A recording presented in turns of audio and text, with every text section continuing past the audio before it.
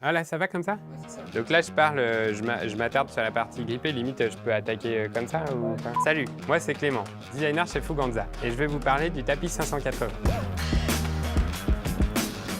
L'idée est partie d'un besoin des cavaliers confirmés qui nous ont remonté à avoir besoin d'un tapis très antidérapant et aussi d'avoir un tapis au look résolument sportif. Le premier point qui fait la différence de ce tapis, en fait, c'est cette partie grippée qui est recouverte de silicone afin d'assurer vraiment le lien entre le cheval et le cavalier tout au long de la séance. L'autre particularité de ce produit, eh bien, c'est sa forme. Déjà, on a donc ici une bosse assez marquée qui vise à dégarrotter le tapis, c'est-à-dire faire en sorte que la partie avant ne vienne jamais frotter sur le garrot du cheval qui est une partie très sensible. Ici, on peut remarquer que la forme arrière elle est coupée.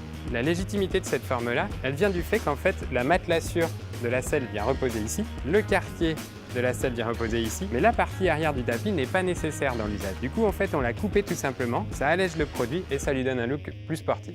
Il y a quelque chose aussi qui était assez important, d'après les remontées utilisateurs, c'est d'avoir une ligne de dos plus large. Et bien en fait, c'est ce qu'on a fait en rajoutant de la largeur à la ligne de dos du tapis.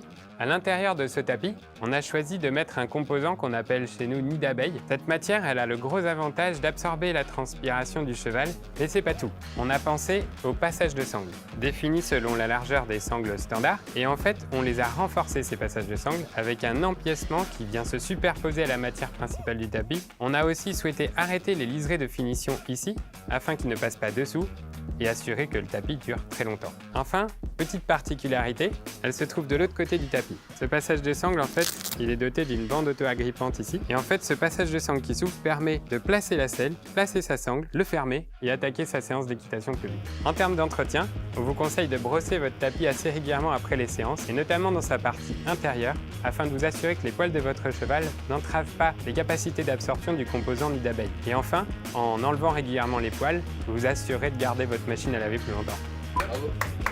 Il y a du boulot en dérochage. Mais comment tu fais pour être sûr que ce soit bien calé?